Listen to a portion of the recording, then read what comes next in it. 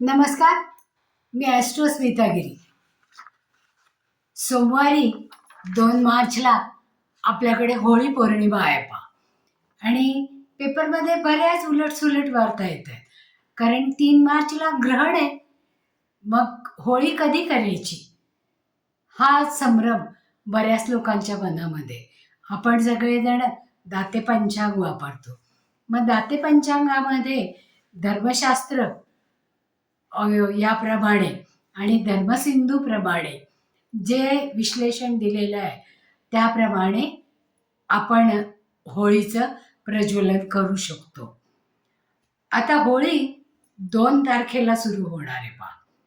म्हणजे धर्मसिंधूमध्ये सांगितल्याप्रमाणे आणि धर्मशास्त्र आणि दुर्गा सप्तशती याच्यामध्ये 4 महासिद्धरात्री आहेत पहा. मग त्याच्यामध्ये होळी एक आहे. म्हणजे होळीला किती महत्त्व आहे पहा, की ही सिद्धरात्र आहे आणि होळी आपण संध्याकाळी प्रदोष काळामध्ये पेटवतो आणि मग तिला नैवेद्य दाखवतो. तिच्यामध्ये घालायचं हवन सामग्री आधीच तयारी करून ठेवतो आणि त्याप्रमाणे ते हवन करतो. आता धर्मसिंधूमध्ये हुताशनी पौर्णिमा केव्हा सुरू होते ते पाहतो. तर यावेळेस 2 मार्चला संध्याकाळी 5:55 हुताशनी पौर्णिमा सुरू होते आणि पौर्णिमा समाप्ती 3 मार्च सायंकाळी 5:07 संपणार आहे. आता मग होळी आपण केव्हा पेटवणार आहोत? नेहमी उदय कालामध्ये आपण धरतो, पण इथे पौर्णिमा 5:07 3 तारखेला संपणार आहे. मग आपल्याला प्रदोष काळ कसा मिळणार? मग त्याच्यासाठी 2 तारखेला संध्याकाळी 5:55 नंतर आपण होळी प्रज्वलित करू शकतो. तर ही प्रज्वलित करताना आपल्याला होळीची जागा आधी साफ करून घ्यावी लागते आणि ती साफ केल्यानंतर एक एरंडाची फांदी मध्ये थोडासा खळगा करून त्याच्यामध्ये एरंडाची फांदी रोवायची. त्याच्यामध्ये त्याच्या बाजूनी सगळ्या गोवऱ्या लावायच्या. गोवऱ्या म्हणजे शेण्या, गाईच्या शेणाने बनवलेल्या वाळवलेल्या शेण्या म्हणजे गौऱ्या. मग त्या गौऱ्या 5, 7, 11, 21 अशा प्रकारच्या गौऱ्या घेऊन जेवढी होळी तुम्हाला मोठी करायची असेल त्या प्रमाणामध्ये गोऱ्या घेऊन त्याची रचना करायची आणि कापूर अगोदरच आतमध्ये त्या गौऱ्यांवर ठेवायचा आणि होळी प्रज्वलन करताना त्याच्यावर तूप घालून होळीचं प्रज्वलन करायचं. मग आता होळी प्रज्वलन केल्यानंतर आपण त्याच्यामध्ये काय काय घालू शकतो? तर होळी पौर्णिमा ही सिद्धरात्री आहे. म्हणजे त्या दिवशी केलेलं काम हे 100 पटीने फळ देणारं असतं. मग अशा वेळेत आपण जेव्हा जे काही अनिष्ट कर्म असतात, म्हणजे एखाद्याबद्दल असणारं वैर, असूया म्हणजे षड्रिपू जे आहे ते सगळे होळीमध्ये जाळायचे असतात आणि तिथून पुढे आपल्या मैत्रीला प्रारंभ करायचा असतो. म्हणजे जे जे काही समाजामध्ये वाईट आहे त्याचं दहन करायचं आणि जे जे उत्तम आहे, कारण होलिकेची गोष्ट आपल्याला सगळ्यांना माहिती आहे त्यामुळे मी इथे ती रिपीट करणार नाही आहे. म्हणजे प्रल्हादाला वाचवण्यासाठी होलिका जेव्हा होळीत बसते त्यावेळेस जे चांगलं आहे ते शिल्लक राहिलं आणि जे वाईट आहे ते जळून गेलं. म्हणजे वाईटाचं दहन करण्यासाठी ही होलिका आपण पेटवत असतो. मग त्या दिवशी होळीला आपण पुरणपोळीचा नैवेद्य दाखवतो पहा. कारण तिथे दाखवलेला नैवेद्य वर्षातून एकदाच येते होळी पौर्णिमा. मग या होळी पौर्णिमेला किंवा या हुताशनी पौर्णिमेला सगळ्यात जास्त महत्त्व आहे पहा. मग तिथे आपण हेवेदावे संपवतो, द्वेष आणि राग भांडणं संपवतो आणि नव्याने पुन्हा मैत्रीला सुरुवात करतो. मग अशा या प्रदोष काळी म्हणजे 5:55 नंतर प्रज्वलित केलेल्या होळीमध्ये आपण पाण्याने रिंगण करतो आणि पंचोपचारे होळीची पूजा करतो. धूप, दीप, हळदी, कुंकू आणि फुलं आणि हार वाहतो. तो सगळा घालून त्याच्यानंतर एक नारळ आपण होळीवरनं फिरवतो आणि तो नंतर प्रसादासाठी फोडण्यासाठी म्हणून बाजूला ठेवतो. आणि जेव्हा होळीची पूर्ण पूजा होते तेव्हा होळी प्रज्वलित केल्यानंतर त्याच्यामध्ये पुरणाच्या पोळीचा पूर्ण नैवेद्य हा दाखवला जातो. कारण पूर्ण नैवेद्य का म्हणतात की गहू, गूळ आणि हरभऱ्याची डाळ म्हणजे सगळे प्रोटीन्स ज्याच्यात येतात अशी ही पुरणाची पोळी की जी प्रोटीन्सयुक्त आहे त्याचा नैवेद्य आपण त्या होळीला दाखवतो. तो नैवेद्य दाखवल्यानंतर होळीला 3 प्रदक्षिणा करून होळीकडे प्रार्थना करायची की आमच्यामध्ये, आमच्या शेजाऱ्यांमध्ये, आमच्या जवळपासच्या नातेवाईकांमध्ये जे जे काही वाईट असेल ते सगळं या होलिकेमध्ये जळून जाऊ दे आणि सोन्यासारखं तापून नवीन रिलेशन सुरू होऊ दे. मग त्या दिवशी होळीमध्ये खायचं पान असतं, ते पान घ्यायचं, त्याच्यावर बत्ताशा ठेवायचा, त्याच्यावर 7 लवंगा ठेवायच्या आणि तूप थोडंसं, तो बत्ताशा तुपात बुडवून ठेवायचा आणि असं हे पान होळीला अर्पण करायचं. त्याच्यानंतर एक सुका नारळ घेऊन त्याच्यामध्ये तूप भरायचं, थोडासा गूळ घालायचा आणि तो नारळ सुद्धा होळीला अर्पण करायचा की ज्याच्यामुळे दुष्टशक्तींचा जो वावर असेल तो वावर दूर व्हावा म्हणून हा नारळ होळीमध्ये आपण अर्पण करतो. त्याचप्रमाणे काळे तीळ, जे काही अरिष्ट किंवा जे काही वेडंवाकडं आपल्या बाबतीत झालं असेल ते सगळं जाळून टाकण्यासाठी हे काळे तीळ आपण होळीला अर्पण करतो. त्याचबरोबर साधन संपत्ती आपल्याला मिळावी म्हणून समुद्रातील गोमती चक्र ही आपल्यावरून 7 वेळा अँटी क्लॉकवाईज फिरवायची. ही गोमती चक्र अँटी क्लॉकवाईज म्हणजे घड्याळाच्या उलट्या दिशेने फिरवायची आणि होळीकडे पाठ करून आपल्या डोक्यावरून ती होळीमध्ये टाकायची की ज्याच्यामुळे आपल्या औऱ्यामध्ये जे काही अनिष्ट आलं असेल, ज्याच्यामुळे आपलं आजारपण वाढत असेल किंवा आपण आजारी पडत असू ते सगळं आपण होळीला अर्पण करून टाकतो. त्याचप्रमाणे घरामध्ये धनधान्य, सुखसमृद्धी नांदण्यासाठी नवीन आलेल्या गव्हाची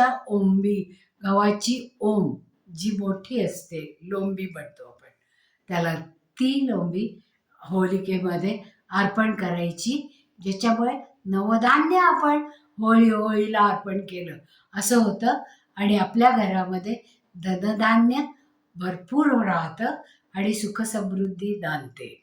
म्हणजे अशासारखा निरनिराळे उपाय केल्यानंतर त्या दिवशी होळीच्या रात्री जास्तीत जास्त सगळ्यांनी मिळून प्रार्थना, उपासना आणि जो काही नैवेद्य आपण होळीसाठी केलाय तो सगळ्यांनी मिळून जर ग्रहण केला तर त्याचा आपल्या शरीरावर आणि मनावर होणारा परिणाम हा सगळ्यात जास्त पॉझिटिव्ह आणि चांगला असतो.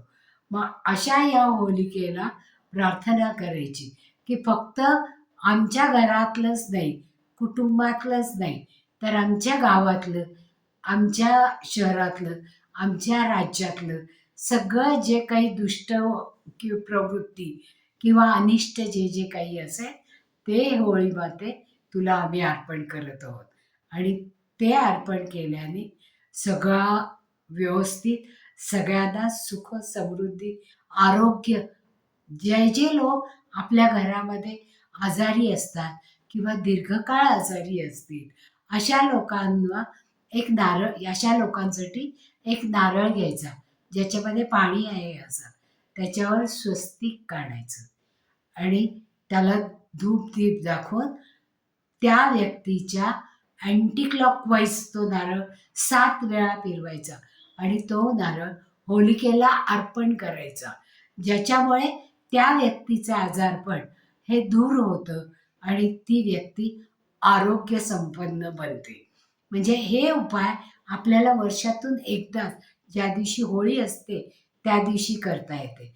त्याचप्रमाणे जमिनीवरून होणारे वाद किंवा आपल्या सीमा ज्या असतात त्या ठरलेल्या असतात. म्हणजे 2 शेजाऱ्यांच्या मध्ये जी सीमा असते त्या सीमेवरून जर वाद होत असेल तर आपण आपल्या कंपाऊंडमध्ये या होळीच्या दुसऱ्या दिवशी त्याची होळीतली जी राख असते ती राख आणून सबंध आपल्या कंपाऊंड भोवती जर टाकली तर हे वाद चटकन मिटतात.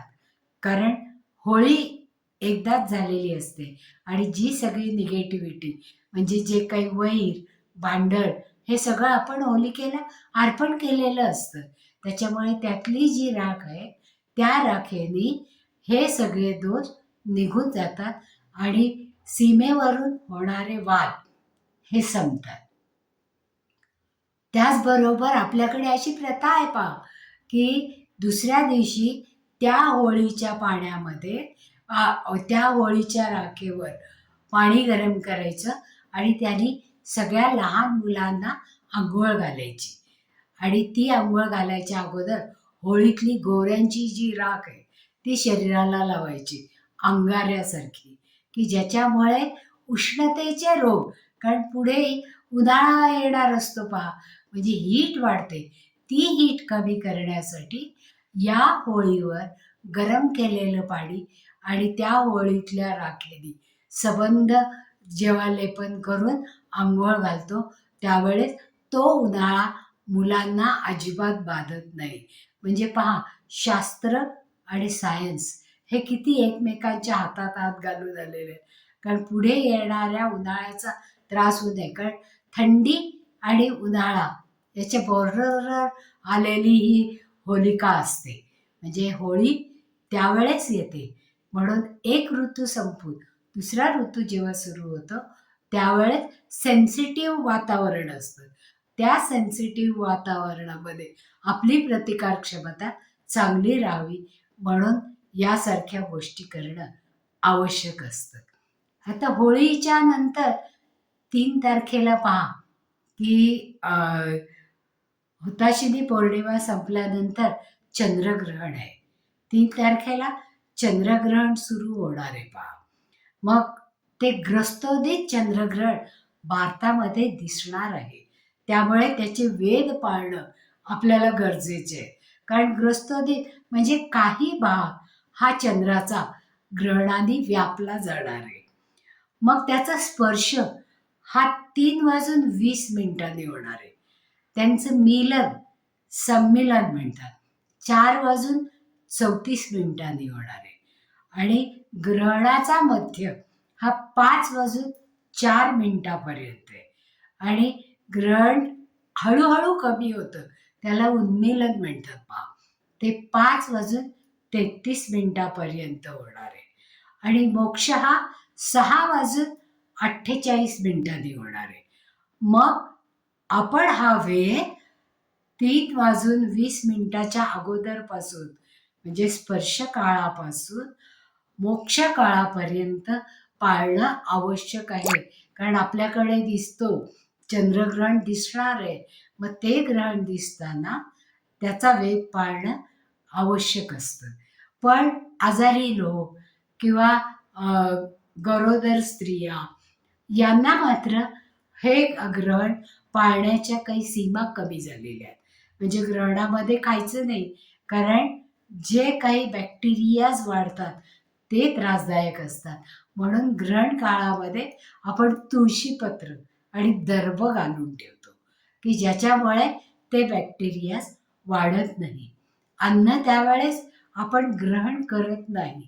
त्याचं कारण असते आहे की त्यातले बॅक्टेरिया हे हानिकारक असतात, कारण वातावरण दूषित झालेलं असतं. मग ग्रहणाच्या स्पर्शकालापासून ग्रहणाच्या मोक्षकालापर्यंत काहीही खायचं नाही. पण जे आजारी लोक असतील त्यांना यातून सूट आहे, कारण आजारी लोकांना ग्रहणाचे वेध लागू होत नाही. मग या ग्रहण काळामध्ये आपण काय काय करणं अपेक्षित आहे पहा, की त्यावेळेस जप, जाप्य, साधना, मंत्र हे जर आपण म्हणले तर त्याचं फळ आपल्याला सहस्रपटीने मिळतं. आपण पहा, असं ऐकतो की नदीमध्ये, तलावामध्ये, पाण्यामध्ये उभा राहून लोक साधना आणि जप करतात. तो जप एवढ्यासाठीच असतो की आरोग्य टिकावं, आजूबाजूचं वातावरण सुधारावं आणि फक्त आपल्याच गावापुरतं, आपल्याच कुटुंबापुरतं मर्यादित न राहता या जप आणि साधनेचं फळ हे आपल्या राज्याला, आपल्या देशाला पूर्णत्वाकडे घेऊन जातं. म्हणून या ग्रहणामध्ये जप, तप आणि साधना याला अत्यंत महत्त्व आहे आणि ते करणं गरजेचं असतं. म्हणजे आता कोणाच्याही मनामध्ये अशी शंका राहणार नाही की ग्रहण पाळायचं की नाही, ग्रहण कधीपासून पाळायचं. मग ते ग्रहण ज्या वेळेस स्पर्श होतो तेव्हापासून मोक्षापर्यंत पाळायचं.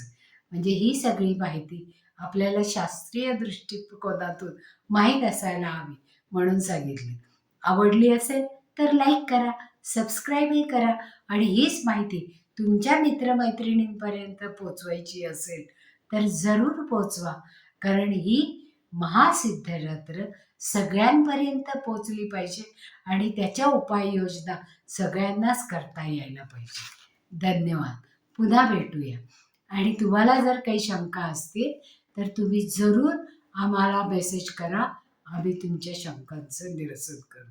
धन्यवाद.